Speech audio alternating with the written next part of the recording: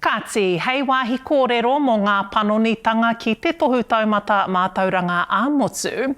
Kua whakatakotoria e te kāwanatanga, no tātou te māngari e hono arorangi mai ana i aia nei ko te tumuaki o te wharekura o Manurewa ko Mahia Nathan. Ka i te rangatira matua Mahia, e mihi nui atu ana ki a koe nau mai ki te karere. Tēnā koe, Steph, tēnā rā tātou katoa. Kāti, he kaupapa nui tēnei ne, ka hore anō kia kitea he panonitanga, he pēnei rawa te nui ki ngā tohu mātauranga mo ngā kura i ngā tau tata nei. He panonitanga pai, he kino rai nei ki ngā tauira Māori ki tō titiro? Ko taku tino a wangawanga e Steph mō tāua te Māori. Nā wai tēnei whakaaro kia tīnihia te āhuatanga o tēnei tohu.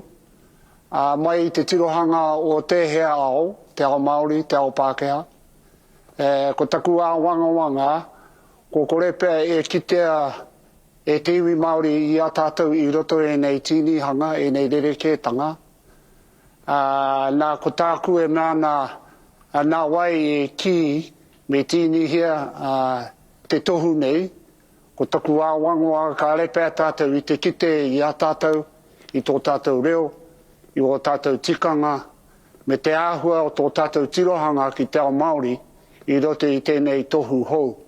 Ko ia tera ko taku tino a wangawanga e Steph. Ka mutu e tika ana kia wangawanga ki tērā. O tira he pātai tino pai tērā, tino rangatira era. No te hea ao, no e hea ao rai nei, no ngā tirohanga o wairai nei. E nei panonitanga me te whakaaro kia panonihi ai te pūnaha.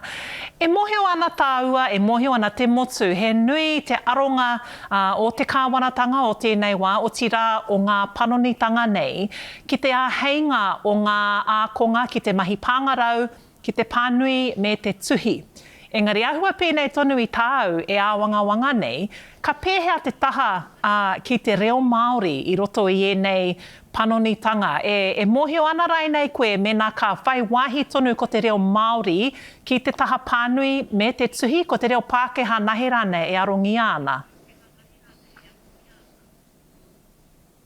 Wera mea katoa e Steph. Ore kaune o kia tino kitea te ngako o ngā mea e tīnihi ana e te tāhuhu, e tēnei kāwanatanga. Ko taua, ko waua pātai rāno, i tīnihia kia rite, kia tika ki te āhua o te tirohanga ki te heao. Nei, ki te ao Pākehā, ki te ao Māori raini. E ki te ana i roto i ngā āhuatanga mo te tīni mai te whakakoretanga o te NCA i taumata tahi, mo piki ki te taumata rua ka mutu. Mo te taumata tahi, mea nā rātou kia mahia ko te reo Pākehā, ne? Me te reo, me te pāngarau. Kia hea hoki te āhuatanga kia tāua te Māori. I roto i te pāngarau, i roto i te reo Pākehā.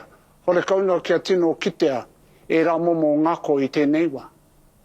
Nā reira, e mea ana koe ki tō mohi o kāhore rawa i whāia, he whakaaro, he kōrero rai nei i ngā kura kaupapa Māori, i ngā kura aiwi, i ngā kura rumaki reo o te motu, i te wā, i te whakaaro hia tēnei kaupapa i te kāwanatanga?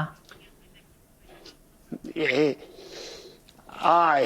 mea ohorere, me pono taku kōrero ki te nuinga o ngā kura, auraki mai, a kura Māori, kura kaupapa, kura aiwi mai.